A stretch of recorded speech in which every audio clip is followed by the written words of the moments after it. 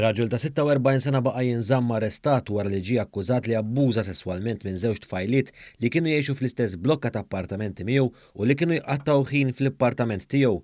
Fil-qorti ġie spjegat li r-raġel li jismu ma jistax ixxandar fuq ordni tal-qorti allegatament abbuża miż-żewġ tfajliet fi frar tal-2019 u anke qabel, dak iż-żmien il-vittmi kellhom 13 u 14 il-sena rispettivament.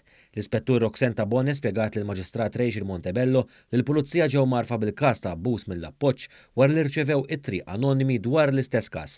Investigazzjonijiet mill-pulizija waslu biex jiġi stabbilit li l-akkużat allegatament ikkommetta atti sesswali fuq il-vittmi mingħajr il-kunsens tagħhom, fosthom li messelhom sidirhom u l-partijiet privati tagħhom waqt li kienu lebsin u li wkoll neża' arwien qudiemhom.